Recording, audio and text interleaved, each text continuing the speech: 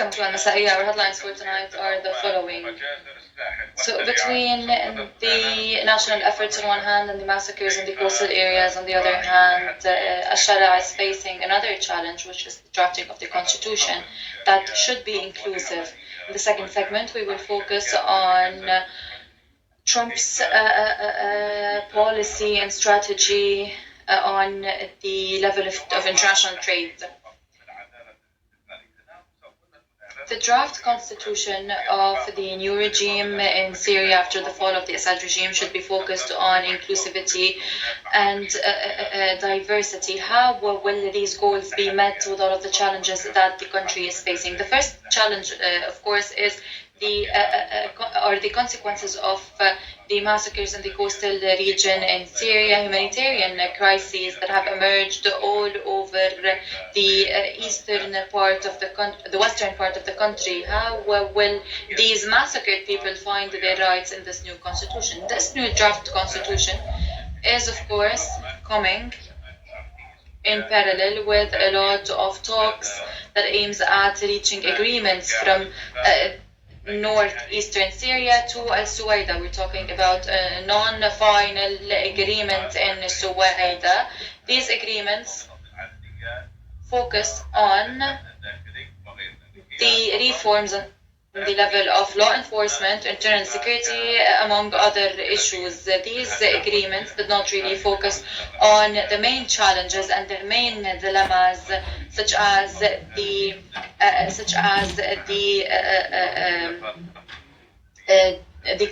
calls for a decentralized system, separation of power,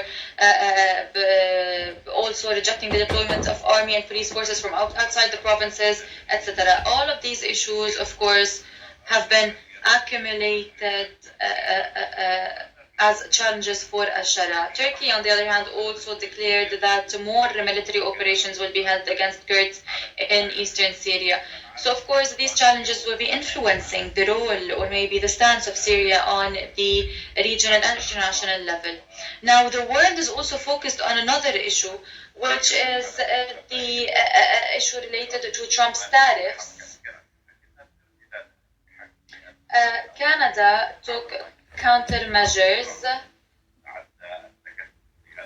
and Europe is also facing these tariffs with countermeasures. In fact, they have adopted a similar tactic or strategy targeting the same goods, in addition to targeting the sectors in which the Republican leaders are active in. Of course, the world is facing many challenges, specifically after the separation on the defense level between Europe and the US. Now the trade, also a trade separation, is coming towards us. But of course, Europe is not ready for all of these challenges. Trump's calls for making Canada the 51st state is, of course, maybe the spark of these international challenges. We would like to welcome our guests from Moscow, Dr. Hannah Adam from London, Dr. Papadopoulos, the host, is introducing you and thank you for being with us. From Washington also, Mr. Renee, the host, is thanking you for being with us and introducing you once again. Welcome, everyone. I start with Dr. Hannah from Moscow. What about the situation in Syria? Everyone is talking about commitments that the new regime must respect, must guarantee to have access to international recognition on one hand and openness on the regional level on the other hand. Do you think that everything that have happened during the past few months allows the regime to respect these commitments and to provide the international community and the regional neighboring countries with these guarantees? Thank you for having me. I would also like to thank Mayadeen for having me once again. This channel that is one of the rare noble media outlets that focus on facts rather than misinformation. Of course, in your introduction, you've provided a lot of details about the situation in Syria, but in my opinion, what Mr. al-Shara have been addressing since the beginning of his rule until the moment was only talks. In fact, he did not implement any of the measures he promised to implement or promised to fulfill. In fact, all of the measures taken on the ground are completely contradictory to the speech adopted at the beginning. In fact, we can say that the massacres committed in the coastal region in Syria amounts to crimes against of humanity, or maybe war crimes. We can consider them war crimes similar to the ones perpetrated in Gaza. Why do you think he is incapable of fulfilling his promises? I will talk about that. First,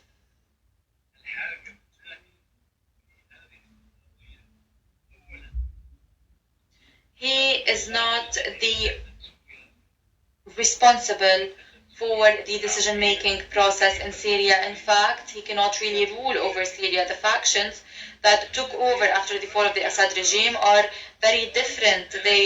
Each one of them has different agenda, different strategy, a different vision, and al-Shara cannot really lead the country as the president of Syria that has always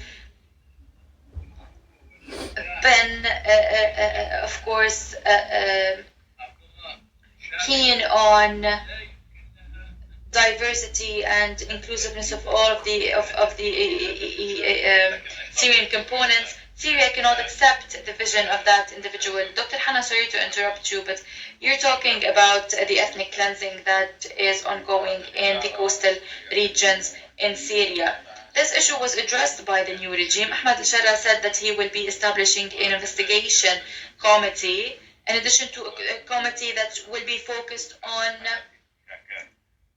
internal security and internal peace, social peace.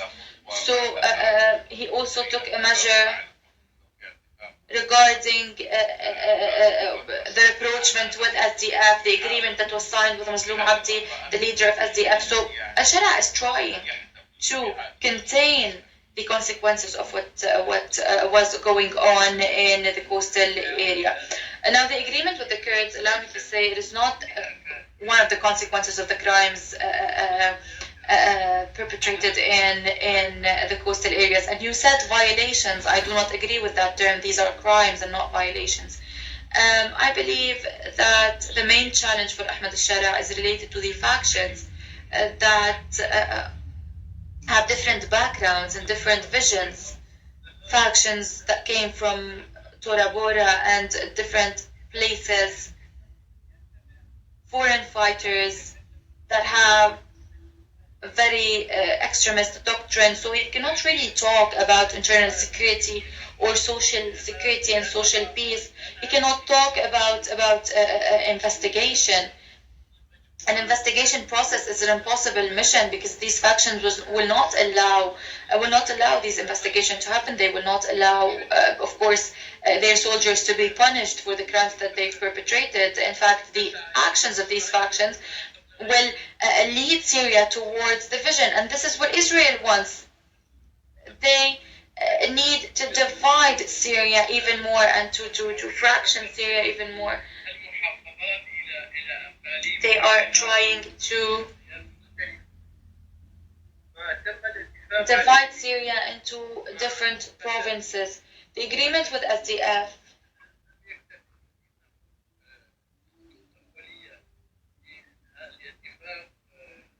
this agreement is still a very initial one. It is not completed yet, and it is an unprecedented event, an unprecedented agreement. They've talked about decentralization. What about that? Syria, the previous regime was, so the previous system was decentralized. So what does he mean by decentralized? At least SDF has another perspective on that level, and al-Shara agrees on SDF's vision on that level. Now, SDF and the other factions and powers that grew in Syria since the beginning of the civil war are powers that are nurtured and shaped by foreign powers. Allow me to refer this point to our guest from Washington, Mr. Rini. Good evening, sir. Mr. Rini, the United States policy towards Syria is not really clear till the moment. Observers are assuming that we're assuming maybe the shape of that strategy of that policy. Al-Shara said that he will be investigating in the crimes in the coastal areas, and he said that he will be punishing the perpetrators. And all of this happened after the US and Russia, of course, called for a Security Council session to condemn these crimes and also to take actions against these violations. So despite the fact that the image is not clear till the moment, we see some kind of action, some kind of effort, with no clear statement, with no clear stance by Trump himself or by Mr. Rubio himself, but we see some effort towards Syria. What do you think about that unclear vision? Well, again, thank you so much for the opportunity to talk about these issues. And the way I see it is that Syria is in pretty deep trouble right now.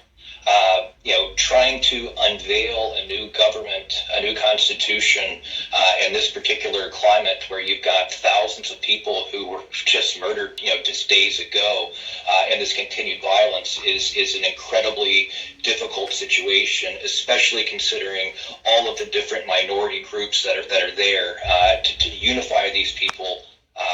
At a time like this, where there is just a complete lack of trust coming out of the current leader, I can't imagine that this is going to be something that is going to go over very well. That said, the person that I think maybe kind of foreshadowed all of this, if we look at the United States' Director of Foreign Intelligence, Tulsi Gabbard, when she was being confirmed, there were several members of the Senate who were giving her quite a hard time about her thoughts on the Assad regime. And what I find very interesting was that she said that she has no love for Assad, but she also has no love for the incoming folks either. So there is quite an element of distrust out there. The uncertainty that exists, the violence that we've seen is really just a recipe for disaster. And it is going to be very difficult to bring people together under a new government in this climate. I do hope there's a way to stop this violence and to try to figure out a way to unite these people. But at the same time, that's going to be an incredibly difficult thing to do. And frankly, the United States and Russia and other people talking with one another right now to try to find such a solution, I think is incredibly important as well. We need this dialogue, and we need a pathway to find a way for peace and a way for all of these minority groups to find the representation in their government that they so woefully need.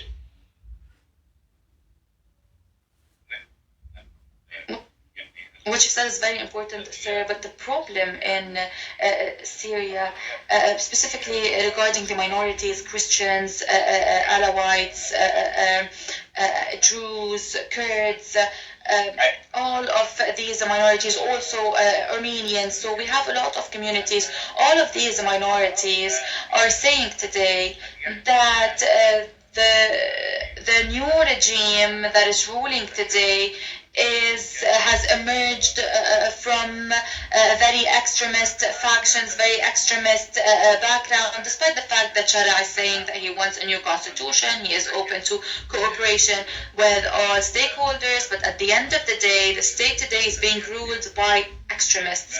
The minorities today do not trust these extremists. They're asking, how can we live under the umbrella of an extremist, radical state that allows our murder, that call for our murder? these factions are very open to killing the different individuals, those who come from different backgrounds, and the evidence on that are hundreds of videos that we can watch all over social media. Videos documenting the massacres in the coastal areas. Those videos were taken by the perpetrators themselves, not the victims. Right. So they are proud of their crimes. They were shooting and also taking pictures of their victims. So the victims that maybe reached less than 1,000. How will that issue be viewed on the international level? Do you think that Dr. Hannah Adam from Moscow is right regarding division? Do you think that major powers might look into dividing Syria into different provinces? Or do you think that Turkey will have a bigger influence on that issue? Because Turkey says that they can solve these problems. Do you think that Washington gave Turkey the duty to deal with that issue?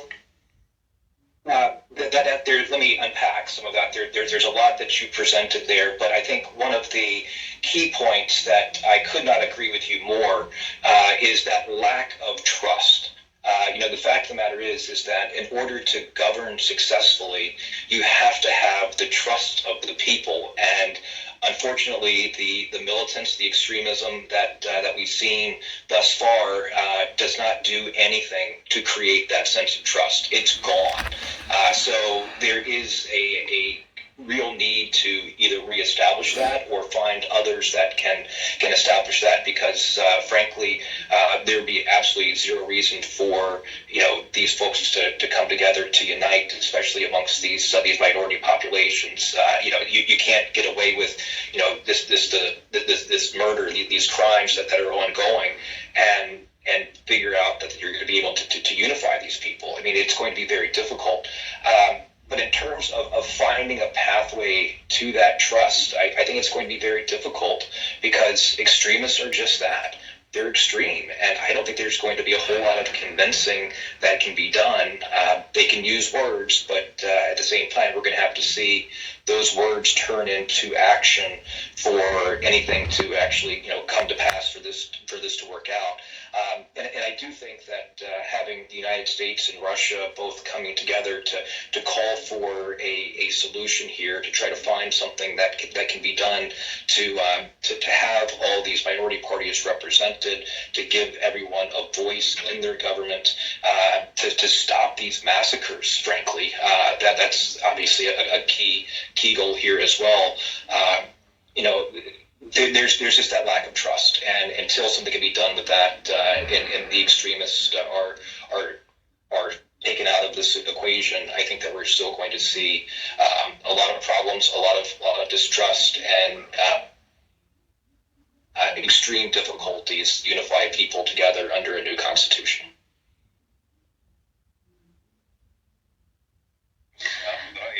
Dr. Papadopoulos, I would like to refer this point to you. The Western world, the US, the European countries, Russia, all of these major powers condemn the massacres perpetrated by extremist factions in the coastal areas in Syria. They've said also that the new regime must be responsible for these challenges, and they must deal with that responsibility, because the factions that perpetrated these crimes are part of the new regime. They are part of the new Syrian National Army. But on the other hand, these same countries said that the previous aggressive murderous regime has fallen, and we've opened a new page with this new regime. Some countries attenuated the sanctions. Germans visited a new regime. The Biden administration also sent an envoy. So they said that this is a new era, and cooperation might be taken into consideration. What do you think will happen today, Mr. Papadopoulos? These countries, it seems that they are shocked by the scenes of murders, of crimes, of massacres perpetrated by these factions, while they were accusing the previous regime of murder. Curiously, a very obvious point has not been addressed in this discussion, namely the mass murder of Christians and Alawites by the Al-Qaeda government in Damascus is all too inevitable. Let us not forget that when the Al-Qaeda uprising began in Syria in 2011, the slogan of this uprising was Christians to Beirut, Alawites to the grave. Now that the Al-Qaeda uprising has been successful, now that Al-Qaeda forms the government in Syria, Al-Qaeda is carrying out the policy of massacring Alawites, massacring Christians, and forcing other Christians to flee to Lebanon. That is the brutal reality. The other brutal reality is this. The Al-Qaeda government was brought to power in December of 2024 by America, Britain, Turkey, and Israel. Now that Al-Qaeda is in power in Syria, Syria is dead, which is something that Syria's enemies had been wanting for many decades now. The Turkish military is all over Syria.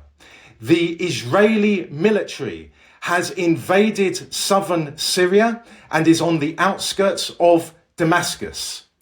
Groups in Syria which are loathed by Turkey, Israel, America and Britain, namely the Christians and the Alawites, are, as I said, and as the world has been witness to, are being massacred, are being ethnically cleansed. Regardless of the statements which have come out of Washington, London and Brussels, this is exactly what the Western ruling elites want for Syria. This is exactly what Turkey wants for Syria. This is exactly what Israel wants for Syria. Syria is dead. Let us be absolutely crystal clear about that. Syria is dead. And no one is going to come to the aid of the Christians and the Alawites. Can you please tell us, why do you think these countries want chaos in this region? Why do they want terrorist factions or extremist factions to rule over Syria?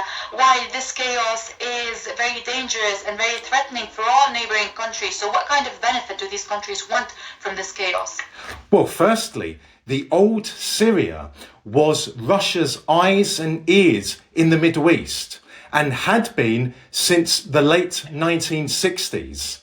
Secondly, the old Syria was a very, very strong counterforce to Israel. And thirdly, the old Syria had a strategic alliance with both Iran and Hezbollah. So it is very obvious as to why the Western ruling elites and the Turks and the Israelis brought Al-Qaeda to power.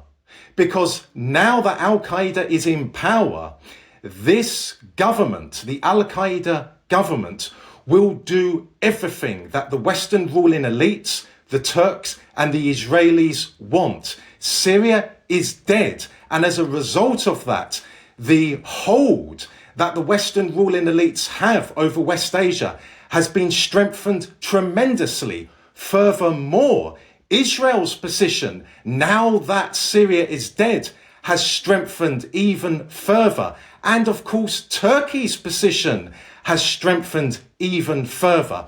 Al-Qaeda, ISIS, Muslim Brotherhood, and all of the rest of those vile, evil groups are weapons of the Western ruling elites. They are very dangerous, formidable tools that the Western ruling elites have used in numerous countries in West Asia and also in North Africa and also in Bosnia to achieve Western geostrategic objectives. So again, Syria is dead. There is no relief for the Alawites and the Christians. Again, the slogan was Christians to Beirut, Alawites to the grave. The Western ruling elites will do nothing to help the Christians and the Alawites. Why? Because this is exactly what they want. There is no relief coming for those poor men, women and children. The mass murder and ethnic cleansing of Alawites and Christians will continue. Sorry to interrupt you, sir. Allow me also to talk about the south. We were talking about Alawites in the coastal area. Now, in the south, we have the Druze, and of course, the Druze were very keen on protecting themselves, on keeping their weapons and arsenal. Israel also said that they will protect the Druze, and they've warned the new regime from acting against Druze. The Druze religious leadership had certain demands for the new regime, demands related to services, to economy, and some people are counting on a potential agreement between the Druze on one hand and the new regime on the other hand. So we will follow a mini report on that issue and go back to our discussion. So a series of demands were laid out by Sheikh Hikmat al-Hijri, the leader of the Druze community in Suwaida. And of course, these demands were laid out in cooperation and coordination with individuals and people who contributed to the national dialogue. These demands are, of course, related to many issues, such as the reforms on the level of law enforcement, internal security,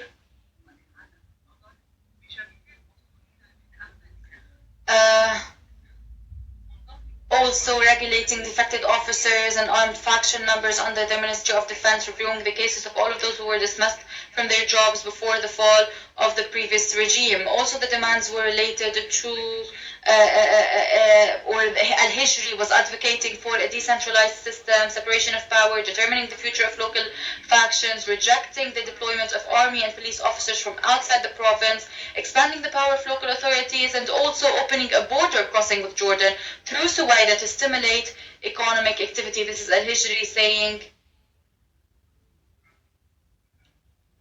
that no discussion was held with the citizens in order to form the new government. And of course, the previous regime has had very negative consequences on our status, on our reality, and the new regime had were laid out further negative consequences. Ahmed al-Shara met with many Druze leaders. The last meeting occurred 2 days ago, and they've of course discussed many issues related to transitional justice, constitution, services, salaries. So this of course proves that the relationship between the Druze on one hand and the new regime on the other hand is quite complicated, because the Druze, of course, some of the Druze are open to negotiation with the new regime, and others are focused on a very different approach. Dr. Hanna, as we said, the situation in the coastal region is different. In the south, for example, we have Israel.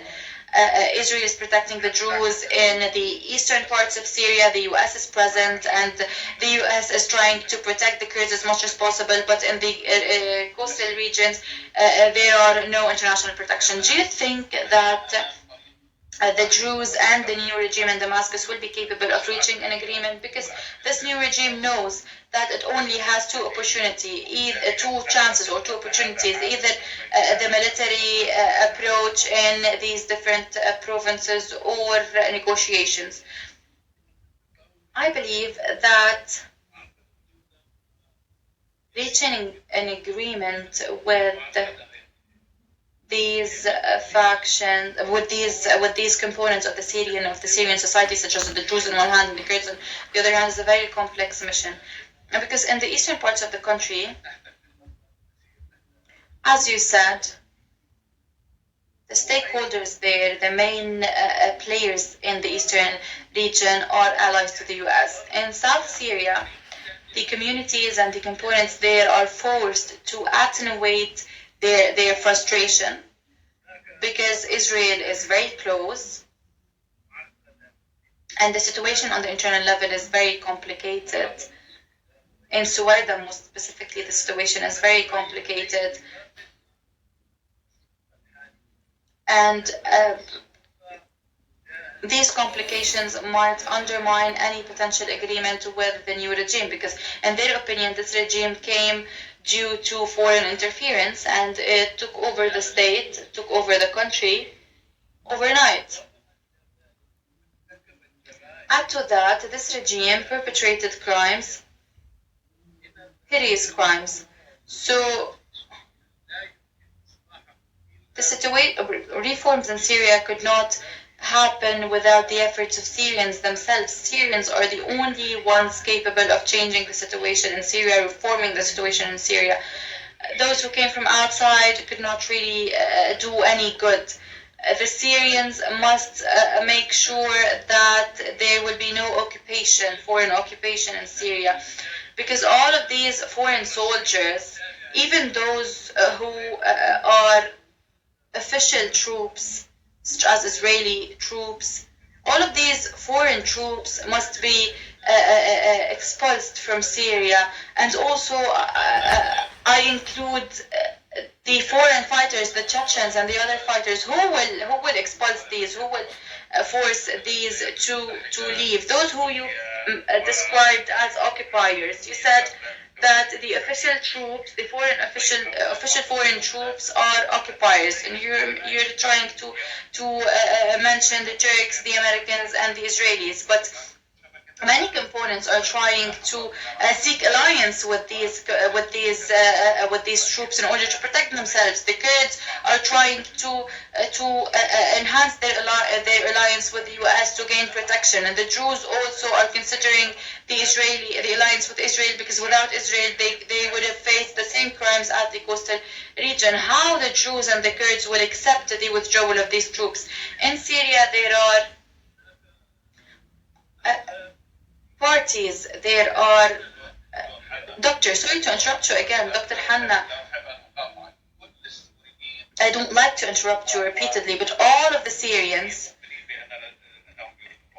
they believe in their unity in the south, in the north, in the eastern parts, in Hama, all over the state. But today the situation is unprecedented. It is a very complex situation. The Jabal al-Arab region or the Druze region have always been defending Syria, advocating for the rights of the Syrians. But today, till the moment, we have more than 1,000, between 1,000 and 2,000 civilians. They have been killed in the safety of their homes in the coastal region. So we're not talking about the integrity of Syria, about the unity of Syria. We're talking about the security and the safety of citizens in their own houses. Yes, I believe that the new Syrian regime will not be capable of uniting the Syrian society around the new state without excluding and expulsing the foreign fighters, these foreign terrorist fighters that will keep perpetrating crimes in Syria, that will keep implementing an extremist radical agenda. Today, we don't have national fighters in Syria. We have a majority of foreign fighters. Some of them are Syrians, but the majority is foreign. These foreign fighters are the one protecting the new regime, and they will keep protecting the new regime if national powers, national stakeholders do not unite together. And I mean by that national parties, patriotic parties, not the ones that, of course, implement the foreign agendas. Yes, Dr. Hanna, allow me to interrupt you here. allow me to interrupt you because the first segment, the time for the first segment is over. We will talk more about that situation in other discussions, but let's focus on our second headline. Trump pledged to respond to the countermeasures taken by the EU. What kind of relationship will we facing between the EU on one hand and the US on the other hand, and how will the EU deal with the defense and economic challenges after the separation, if I may say, with the US? So this is a mini report before going back to our discussion. For Trump, there is no difference between opponents and allies, because for him the interests of the US are the main priority. So he imposed tariffs, and just after imposing these tariffs, the Europeans adopted countermeasures. This is Ursula von der Leyen saying that as of this morning, the US will be implementing 25% tariffs on steel and aluminum. We are very sorry to hear this news, because this new measure will have very negative impact on trade and even worse impact on consumers.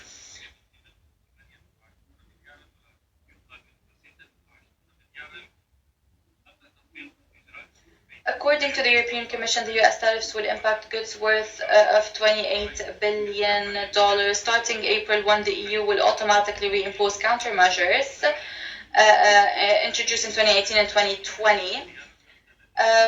Of course, this measure is not the ultimate response by the EU, because it will have negative impact on European consumers, and also it will lead the US president to have a more harsh strategy towards Europe. The European leaders tried to attenuate the situation with the Americans. They've called for some other measures that might lead Trump to attenuate or to adopt a different stance on that issue. The EU is also seeking free trade opportunities elsewhere. Of course, many consequences of this separation will be taken into account by the Europeans, specifically when it comes to trade and defense. They are now trying to assess their opportunities, other, of course, than trying to appease Trump. Mr. Rene, in that context regarding this new protectionist policy adopted by Trump and this attitude that Trump is adopting with historic allies when it comes to trade, how can you describe Trump's vision, Trump's perspective when it comes to dealing with allies, and what kind of consequences would that have on the relationship of the US and the EU? Do you think this will have an influence on the diplomatic efforts between both players? Yeah, absolutely. The fact of the matter is that Trump has been using tariffs as a strong negotiating tool. I think that this has gotten a little bit out of hand with the back and forth, the uncertainty that Trump has created in the marketplace with allies and with even our neighbors, Canada and Mexico. It has become a very difficult situation to understand and comprehend. I do think that these things will eventually find their way to some sort of resolution that will be favorable to the United States and our friends. I don't think that treating our friends in the way that we have been as a country with these tariffs is necessarily the best way. But that being said, I do think that President Trump is working very hard to redress some decades-old imbalances in trade, and so there is a bit of a shock to the system. There's going to be countermeasures, it seems like, and no one wins in a trade war. All that does is increase prices. It is essentially another tax that people are going to have to pay. And in some circumstances, as Trump says, this is going to be something that can help make the country rich again. Hopefully, it will help to bring more industries back to the United States, have the United States more reliant on its own production facilities, and try to bring more businesses back into our own shores. But that said, as these types of trade tariffs escalate, the chances for winners diminishes exponentially. So I do hope that this negotiation tactic figures out a way where everyone can take a win and go back to the table, where we can still have some America First leadership, that Trump can say that he's extracted billions of dollars or made these trade imbalances more fair. But that said, I think that's becoming increasingly difficult given the economic situation. And as we have more tariffs, more retaliation, it's just going to become even that much more difficult for our economies to recover. Will it mean more money? Sure. But someone's got to pay that bill. And for our nation, that's $36 trillion in debt. It's going to be very difficult. So we need to find some ways to redress those balances without having more stress put on the American people.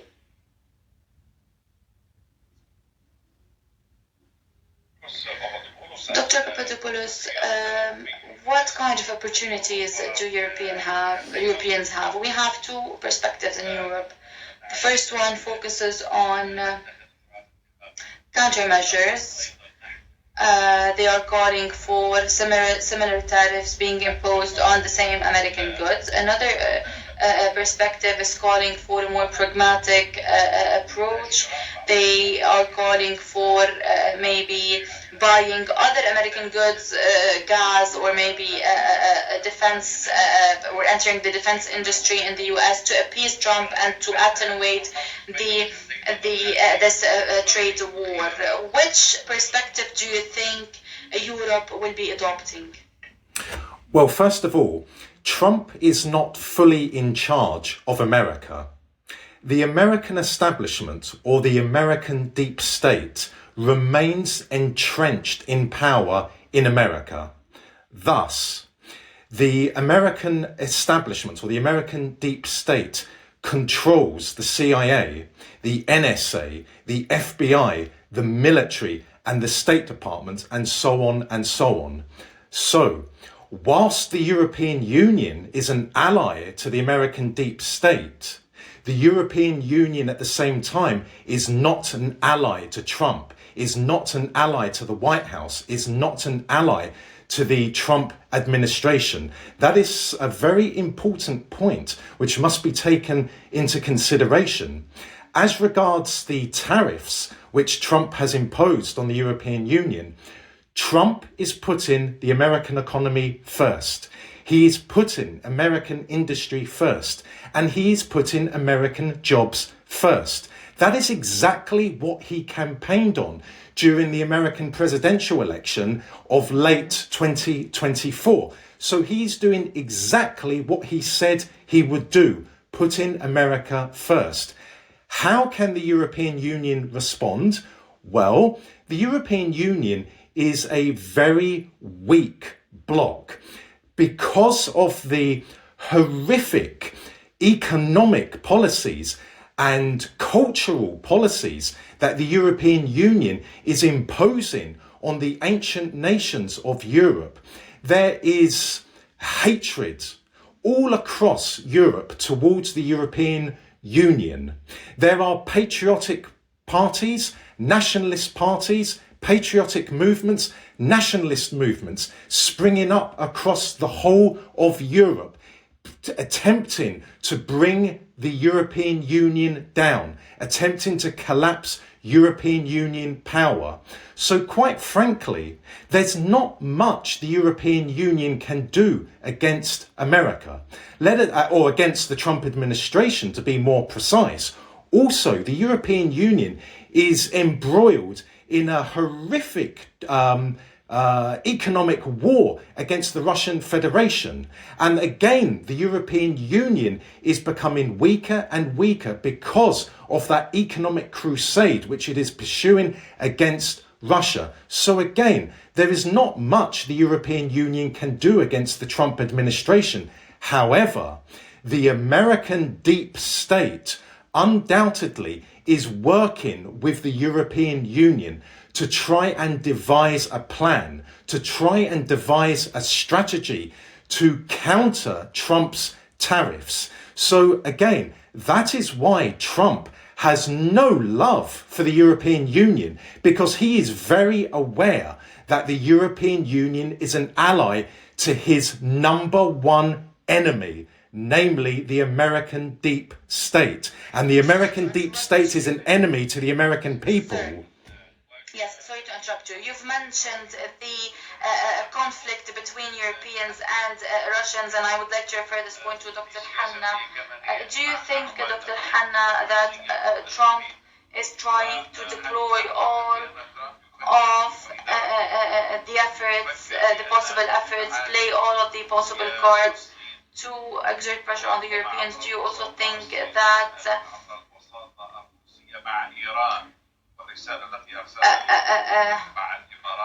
also that Trump is trying to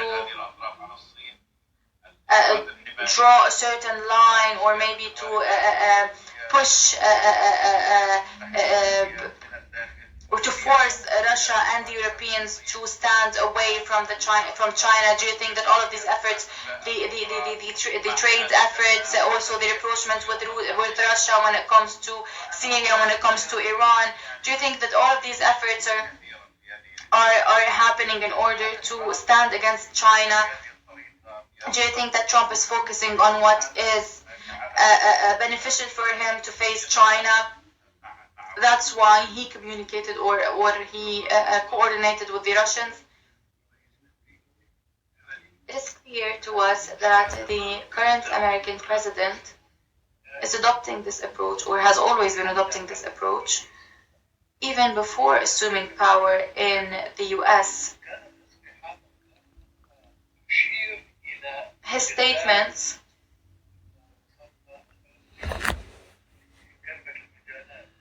always mentioned using power and using influence, using a force and pressure to reach his goals. And we've witnessed this approach when it comes to dealing with Zelensky.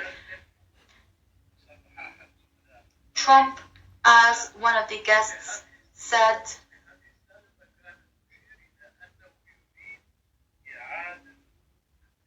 wants to put America first. He wants to prioritize the US and bring the US back to its previous maybe status. The US was always the most powerful state, and in his opinion, this power has decreased. The alliance with the EU is of course a historic one, and it was based and it was depending on the support and help that the US provides to the European trade and to the European states as a whole and on all levels. Today, Trump wants to put America first, as we said. Yes, this is clear. He has always been saying so.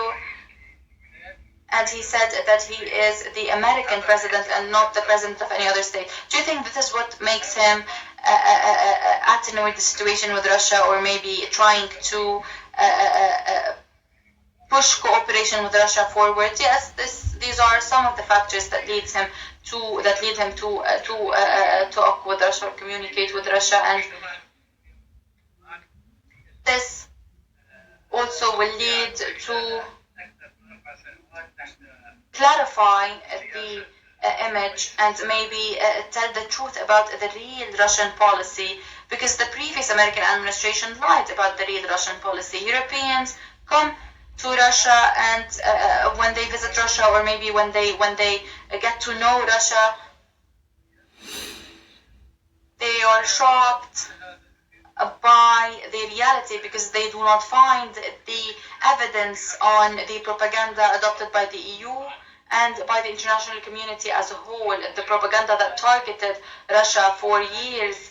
The Russians do not want Europe. they do not need Europe. They have land enough for 10 European Unions. So they do not have any plans, any expansion plans in Europe. Dr. Hanna, sorry to interrupt you. We're very short on time and our discussion is over. Thank you so much for contributing to our discussion. Dr. Papadopoulos, the host, is introducing you and thanking you once again for being with us. And Mr. Dan Rini, thank you also so much for being with us. The host is introducing you and thanking you once again. Thank you so much. Our discussion is over. Have a nice day.